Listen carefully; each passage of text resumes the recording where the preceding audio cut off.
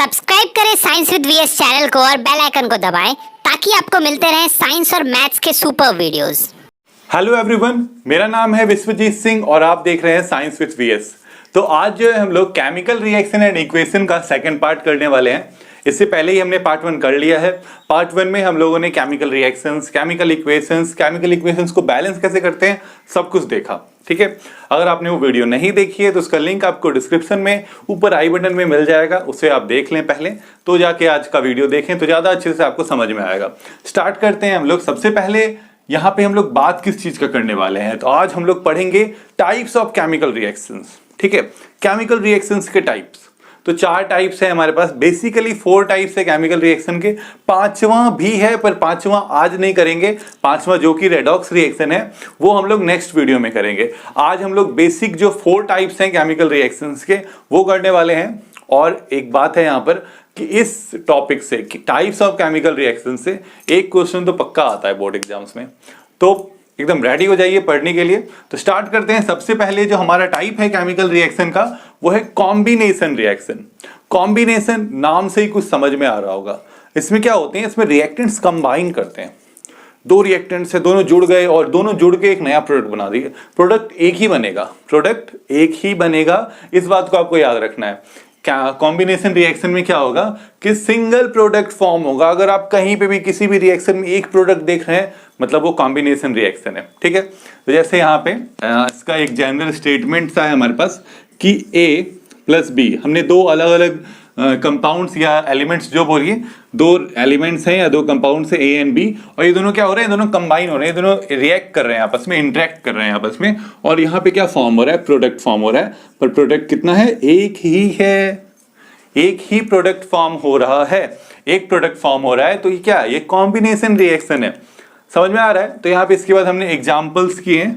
देखिए एग्जाम्पल पहला, घनिष्ठ मित्र जो है ये chemical reaction, hydrogen oxygen react करके वाटर फॉर्म कर रहा है। ये आप लोगों ने पिछली वीडियो में भी देखा होगा, ये इक्वेशन बार बार रिपीट कर रहे हैं हम।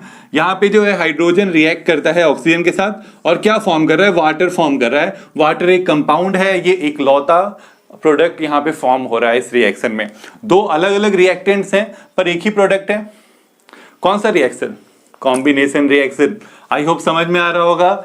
एक से ज्यादा रिएक्टेंट होंगे पर प्रोडक्ट एक ही होगा तो उस रिएक्शन को हम कॉम्बिनेशन रिएक्शन बोलेंगे। जैसे यहाँ पे देखिए, अब अगला एग्जांपल है calcium oxide. Calcium oxide react कर रहा है वाटर के साथ और क्या फॉर्म कर रहा है, कैल्शियम हाइड्रोक्साइड फॉर्म कर रहा है। फिर कैल्शियम ऑक्साइड और वाटर 2 अलग अलग रिएक्टेंट्स हैं पर प्रोडक्ट एक ही फॉर्म हो रहा है। इसके बाद 2 एग्जांपल्स और हमने लिए हैं, कार्बन ऑक्सीजन के साथ रिएक्ट करके कार्बन डाइऑक्साइड फॉर्म हो रहा है, मैग्नीशियम ऑक्सीजन के साथ रिएक्ट करके मैग्नीशियम ऑक्साइड फॉर्म कर रहा है। पर देखिए यहाँ पे हमने जो रिएक्शंस लिखे हैं वो बैलेंस्ड हैं। हाँ, तो आज से मतलब अभी से आदत बना लीजिए कि आप कभी भी केमिकल रिएक्शन का इक्वेशंस लिखिएगा तो उनको बैलेंस फॉर्म में लिखना है। इसीलिए सबसे पहली वीडियो में इस चैप्टर की मैंने आपको केमिकल इक्वेशंस बैलेंस करना सिखाया। नहीं देखा वीडियो देख लीजिए, लिंक डिस्क्रिप्शन में है, ऊपर आई बटन में भी लिंक है, आप देख सकते हैं। देखिएगा, समझ में आ जाएगा। बैलेंस करने इसलिए सिखाया जाता है सबसे पहले क्योंकि केमिस्ट्री में जब भी आप अब केमिकल इक्वेशंस लिखिएगा तो उनको बैलेंस फॉर्म में ही लिखना है। अगर आप एग्जाम में कहीं पे भी केमिकल इक्वेशन लिखते हैं और वो बैलेंस नहीं है तो वहाँ मार्क्स कट जाएगा। इस बात को आपको याद रखना है। आई होप समझ में आ रहा होगा। तो ये हमारा था कॉम्बिनेशन रिएक्शन। अब हमारे पास है सेकेंड टाइप। सेकेंड टाइप क्या है, डीकम्पोजिशन रिएक्शन। सेकेंड टाइप है डीकम्पोजिशन रिएक्शन। ये बिल्कुल आप जो सोच रहे हैं वही है, कॉम्बिनेशन का ऑपोजिट है। कॉम्बिनेशन और डीकम्पोजिशन दोनों एक दूसरे के एंटोनिम्स हैं आप कह सकते हैं। कॉम्बिनेशन में क्या हो रहा था, 2 एलिमेंट्स या 2 कंपाउंड्स आपस में जुड़ रहे थे, कंबाइन कर रहे थे और एक प्रोडक्ट फॉर्म हो रहा था। एक प्रोडक्ट फॉर्म हो रहा था, है ना। बस यहाँ पे उसका उल्टा है। यहाँ पे हमने जैसे एक जनरल स्टेटमेंट में इसको लिखा है कि A और B दोनों एक दूसरे को पसंद नहीं कर रहे, इसलिए दोनों अलग अलग हो गए। 2 अलग अलग प्रोडक्ट्स यहाँ पे दे दिया हमको। इसी को हम क्या बोलते हैं, डीकम्पोजिशन बोलते हैं। यहाँ पे देखिए रिएक्टेंट्स एक है। कितने रिएक्टेंट्स हैं, तो सिर्फ एक ही रिएक्टेंट है। अगर आप कहीं पे भी रिएक्शन में, किसी भी केमिकल रिएक्शन में अगर आपने एक रिएक्टेंट देख लिया तो उसको बोल देना है कौन सा रिएक्शन है, वो डीकम्पोजिशन रिएक्शन है। जैसे अगर एक प्रोडक्ट देख लिया तो वो कॉम्बिनेशन है, वैसे अगर एक रिएक्टेंट देख लिया तो डीकम्पोजिशन है। कितना ईजी है, बहुत ज्यादा आसान है। ऐसे एग्जाम्पल, एग्जाम्पल एक ही लिया है मैंने क्योंकि आगे अभी और भी है, पर पहले यहाँ पे एक एग्जाम्पल हमने यहाँ लिया है। यहाँ पे हमने लिया कैल्शियम कार्बोनेट। कैल्शियम कार्बोनेट को हमने हीट किया। कैल्शियम कार्बोनेट को जब हम हीट करते हैं तो क्या होता है, कैल्शियम ऑक्साइड फॉर्म होता है और कार्बन डाइऑक्साइड रिलीज होता है। तो देखिए एक ही यहाँ पे रिएक्टेंट है हीट के लिए। हमने ये देखिए ट्रायंगल सिंबल, ये पिछले वीडियो में मैंने बताया था कि हीट अगर हम कर रहे हैं तो उस कंडीशन को हमको शो करना होता है एरो हेड के ऊपर, ठीक है, उस कंडीशन को शो करना होता है। तो या तो आप यहाँ पे डायरेक्टली हीट लिख सकते हैं या ये ट्रायंगल फॉर्म करके दिखा सकते हैं।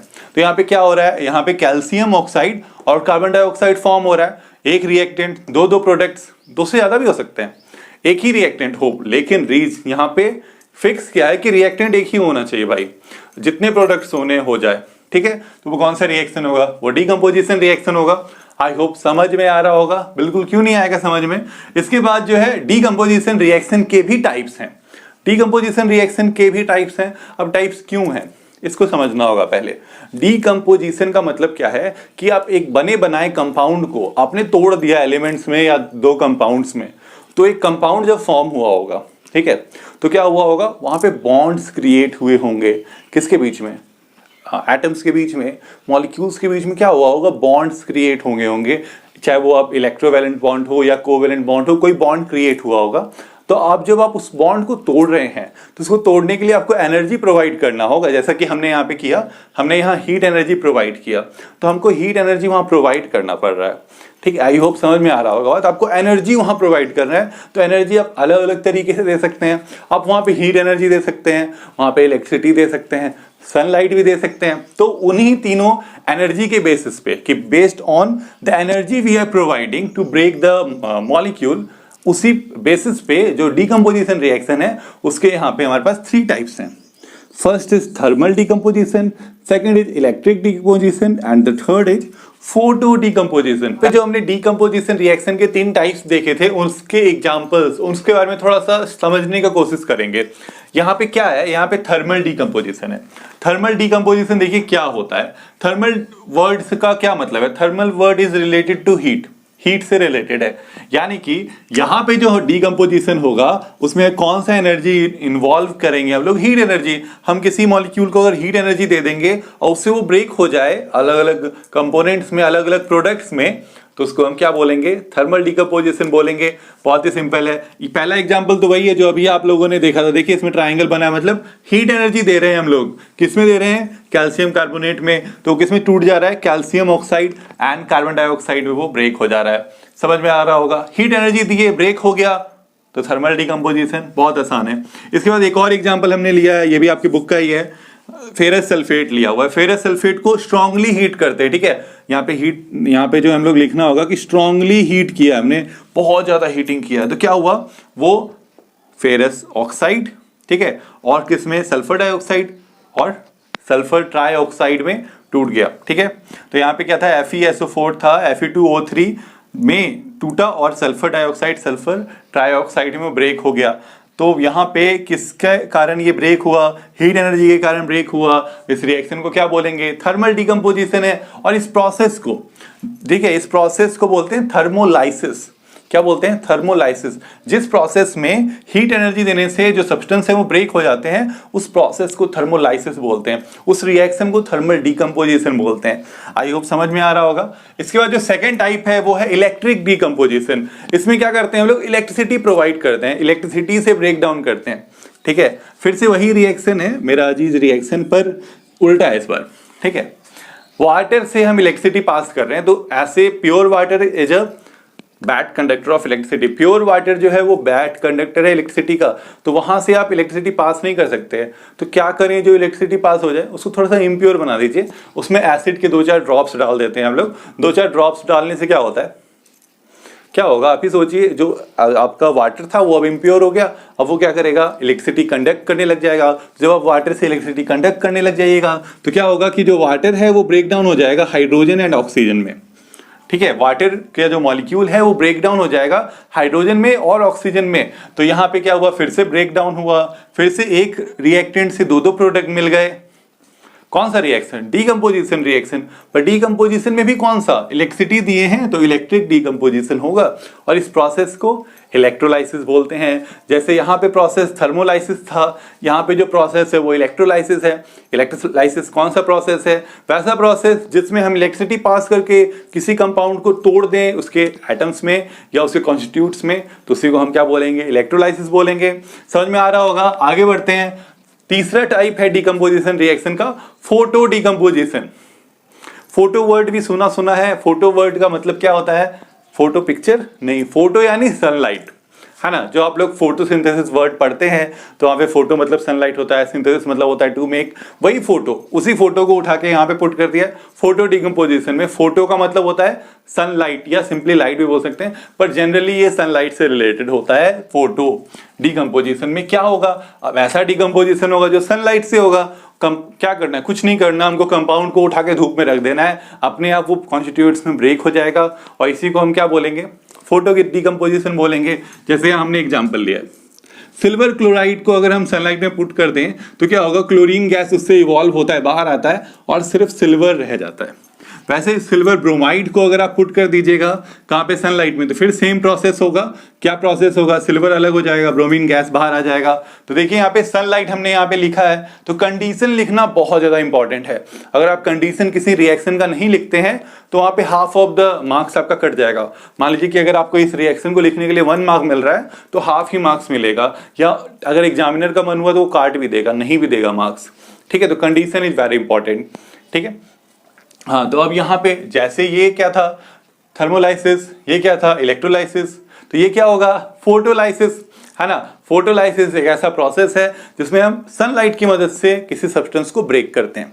सब्सटेंस को ब्रेक करेंगे। फोटोसिंथेसिस मतलब सनलाइट की मदद से कुछ बनाएंगे, फोटोलाइसिस मतलब सनलाइट की मदद से किसी चीज को तोड़ेंगे। आई होप समझ में आया होगा। तो ये हो गए हमारे डिकम्पोजिशन रिएक्शन के 3 टाइप्स। तो अब बचे 2 और टाइप केमिकल रिएक्शंस के, लास्ट 2 टाइप्स। कौन कौन से? एक है डिस्प्लेसमेंट रिएक्शन, दूसरा है डबल डिस्प्लेसमेंट रिएक्शंस। दोनों एक जैसे हैं, इसलिए दोनों को मैंने साथ में ही एक्सप्लेन करने के बारे में सोचा है। तो देखिए, आई होप समझ में आएगा आप लोगों को। सबसे पहले डिस्प्लेसमेंट रिएक्शन। डिस्प्लेसमेंट रिएक्शन क्या होता है? डिस्प्लेसमेंट रिएक्शन में क्या होता है? डिस्प्लेसमेंट रिएक्शन में एक हाई रिएक्टिव मेटल होता है और एक लो रिएक्टिव मेटल का कंपाउंड होता है। क्या होता है? एक हाई रिएक्टिव मेटल होता है और एक लो रिएक्टिव मेटल का कंपाउंड होता है। तो ये हाई रिएक्टिव क्या है? बॉस है। ठीक है, मतलब लो रिएक्टिव हाई रिएक्टिव समझ रहे हैं? हाई रिएक्टिव ज्यादा पावरफुल होगा लो रिएक्टिव से। तो वो क्या करता है? उसको उठा के फेंक देता है उसके कंपाउंड से, बोलता है नहीं तू यहाँ नहीं रह सकता है, मैं रहूंगा। तो वो क्या करता है? वो उसको उठा के फेंक देता है उसके कंपाउंड से और खुद कंबाइन कर जाता है बचे हुए चीजों से। ठीक है, यही होता है क्या? हाई रिएक्टिव मेटल डिस्प्लेसेस, ठीक है, हटा देता है लो रिएक्टिव मेटल को फ्रॉम इट्स कंपाउंड। उसी के कंपाउंड से लो रिएक्टिव मेटल को निकाल के फेंक दिया और खुद जो है वो कंपाउंड फॉर्म कर लेता है। इसी रिएक्शन को हम डिस्प्लेसमेंट रिएक्शन बोलते हैं। जैसे यहाँ पे हमारे पास एग्जांपल है, 2 एग्जांपल हमने लिया है। अब हाई रिएक्टिव और लो रिएक्टिव मेटल्स के बारे में जब आप लोग चैप्टर पढ़िएगा, मेटल्स एंड नॉन मेटल्स, मैं भी बनाऊंगा वीडियो उस पे, तो वहां पे आपको एक रिएक्टिविटी सीरीज सिखाऊंगा, वो आप पढ़ लीजिएगा तो आपको समझ में आ जाएगा कौन सा ज्यादा रिएक्टिव है, कौन सा लो रिएक्टिव है। फिलहाल के लिए बस आप 2 रिएक्शंस यहाँ पे देख सकते हैं। ठीक है, तो यहाँ पे रिएक्शन क्या है कि आयरन हाई रिएक्टिव है कॉपर से। ठीक है, आयरन हाई रिएक्टिव है कॉपर से, तो आयरन ने बोला भाग, यहां से भगा दिया कॉपर को और खुद फॉर्म कर लिया आयरन सल्फेट, और क्या हो गया? कॉपर बेचारा अलग हो गया। ठीक है, वैसे ही यहाँ पे अब जिंक ज्यादा रिएक्टिव है आयरन से, तो उसने क्या किया? उसने आयरन को भगा दिया और यहाँ पे क्या फॉर्म कर लिया? जिंक सल्फेट फॉर्म कर लिया और इस बार आयरन को अलग होना पड़ गया। ठीक है, आई होप समझ में आ रहा होगा। तो ऐसे रिएक्शन को हम लोग डिस्प्लेसमेंट रिएक्शन बोलते हैं। एक हाई रिएक्टिव मेटल होता है, एक लो रिएक्टिव मेटल का कंपाउंड होता है। High reactive metal, low reactive metal का कंपाउंड। हाई रिएक्टिव मेटल ने लो रिएक्टिव मेटल को भगा दिया, खुद कंपाउंड बना लिया। लो रिएक्टिव मेटल पड़ा हुआ है कहीं पे। तो इसके बाद जो अगला हमारा रिएक्शन है वो है double displacement reaction. Double displacement reaction में क्या होता है? म्यूचुअल शेयरिंग ऑफ आयंस होता है। म्यूचुअल शेयरिंग ऑफ आयंस मतलब 2 कंपाउंड है, दोनों स्टेबल कंपाउंड्स हैं, पर क्या कहता है कि एक अपने पार्टनर से बोलता है मैं तेरे साथ बोर हो गया, मुझे एक नया पार्टनर चाहिए। ठीक है, वैसा ही यहाँ पे होता है, पार्टनर्स बदल लेते हैं ये लोग। क्या करते हैं? जैसे यहाँ पे आपके पास है example, mutual sharing of ions यहाँ होता है। तो सोडियम सल्फेट है और बैरियम क्लोराइड है, 2 अलग अलग कंपाउंड्स हैं यहाँ पे, सोडियम सल्फेट और बैरियम का क्लोराइड।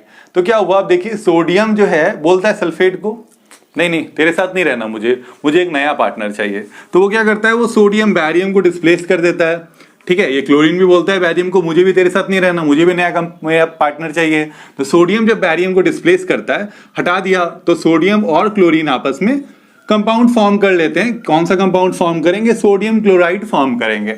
अब बेचारे बैरियम और सल्फेट अलग अलग हो गए अपने पार्टनर से, तो ये दोनों मिलकर एक कंपाउंड फॉर्म कर लेते हैं। कंपाउंड कौन सा हो जाएगा, बैरियम सल्फेट। ठीक है, तो डबल डिस्प्लेसमेंट रिएक्शन या डिस्प्लेसमेंट रिएक्शन में एक इंपॉर्टेंट बात है जो आपको याद रखना है कि जो कंपाउंड्स हम यहां लिख रहे हैं इनका एक्वस सॉल्यूशन होना चाहिए। ऐसा नहीं है कि सोडियम जो आपका कॉपर सल्फेट का सॉल्ट रखा हुआ है उसके ऊपर आपने आयरन छीट दिया रिएक्शन हो जाएगा, नहीं। कॉपर सल्फेट का आपको सॉल्यूशन बनाना होगा वाटर के साथ, एक्वस सॉल्यूशन बनेगा, उसमें आयरन डालिएगा तो रिएक्शन होगा, ऐसे नहीं होगा। मतलब ये जो होगा ये एक्वस स्टेट में होगा, यहां पे जो फॉर्म होगा आयरन सल्फेट ये एक्वस स्टेट में होगा, ये एक्वस स्टेट में होगा। ठीक है, समझ में आ रहा है बात, एक्वस स्टेट में होना इंपॉर्टेंट है, ऐसे फॉर्म नहीं होगा। ठीक है, वही चीज यहां पे भी है, सोडियम सल्फेट में क्या होगा, ये एक्वस स्टेट में है, ये भी एक्वस स्टेट में, दोनों पानी में है, डिजॉल्व है। दोनों को दो अलग अलग टेस्ट ट्यूब ले लीजिए, एक में सोडियम सल्फेट डिजॉल्व कर लीजिए, एक में बैरियम क्लोराइड डिजॉल्व कर लिया, एक को दूसरे में डाल दीजिए, डालिएगा अपने आप वो रिएक्शन होगा। रिएक्शन होगा तो क्या होगा, यहाँ सोडियम क्लोराइड यानी कॉमन सॉल्ट ये तो एक्वस स्टेट में रह जाएगा, पर बैरियम सल्फेट बेचारा पानी में डिजॉल्व ही नहीं होता है, तो ये प्रेसिपिटेट के फॉर्म में नीचे बैठ जाएगा टेस्ट ट्यूब में। ठीक है, तो इस रिएक्शन को हम प्रेसिपिटेट रिएक्शन भी बोलते हैं। प्रेसिपिटेट रिएक्शन क्या होता है, जिसमें प्रेसिपिटेट फॉर्म होता है। प्रेसिपिटेट क्या है, तो एक इनसॉल्युबल सब्सटेंस है, वाटर में जो सॉल्युबल नहीं हो सकता है। ठीक है, मतलब उस सॉल्यूशन में वो सॉल्युबल नहीं था तो बेचारा अलग हो गया, जमीन पे बैठ गया, उसी को हम क्या बोलते हैं, प्रेसिपिटेट बोलते हैं। तो इस रिएक्शन में प्रेसिपिटेट कौन सा है हमारा, बैरियम सल्फेट है, बैरियम सल्फेट प्रेसिपिटेट है, वो डिजॉल्व नहीं होगा वाटर के साथ। ठीक है, ये दोनों डिजॉल्व थे, दोनों को मिलाया हमने, सोडियम क्लोराइड डिजॉल्व रह गया, पर बैरियम सल्फेट डिजॉल्व नहीं हो सकता, वो टेस्ट ट्यूब के बॉटम पे सेटल डाउन हो जाएगा। ठीक है, आई होप समझ में आ रहा होगा, बिल्कुल समझ में आ रहा होगा, कोई प्रॉब्लम नहीं है यहाँ पे। इसके बाद देखिए एक और हमने रिएक्शन लिया है डबल डिस्प्लेसमेंट का, फिर वही है कि सोडियम बोल रहा है हाइड्रो ऑक्साइड को नहीं नहीं तेरे साथ नहीं रहना, वही हाइड्रोजन भी बोल रहा है क्लोरीन को मुझे भी तेरे साथ नहीं रहना। तो क्या होगा, दोनों अपने पार्टनर्स एक्सचेंज कर लेंगे, सोडियम क्लोरीन के साथ रिएक्शन करेगा, सोडियम क्लोराइड फॉर्म कर लेगा, हाइड्रोजन और हाइड्रो ऑक्साइड रिएक्ट करेंगे, वाटर फॉर्म हो जाएगा। ठीक है, तो वही है यहाँ पे भी, फिर सेम चीज देखिए, ये एसिड है और ये बेस है, दोनों डिजॉल्व होंगे वाटर में। वाटर में बिना डिजॉल्व के रिएक्शन नहीं कर सकते आप। ठीक है, वाटर चाहिए, वाटर हमारे लिए इंपॉर्टेंट है, वैसे ही वाटर इन दोनों रिएक्शंस के लिए भी उतना ही इंपॉर्टेंट है, बिना पानी के रिएक्शन नहीं करते ये लोग। ठीक है, आई होप आपको डिस्प्लेसमेंट डबल डिस्प्लेसमेंट रिएक्शन समझ में आ गया होगा। तो यहाँ पे जो है आज का वीडियो फिनिश होता है। प्लीज चैनल को सब्सक्राइब करें, अगर आप नए हैं तो वीडियो को लाइक करें और खूब सारा शेयर करें, बहुत मेहनत लगता है वीडियो बनाने में। आई होप आप लोग सोच रहे होंगे, समझ रहे होंगे इस बात को। Thank you.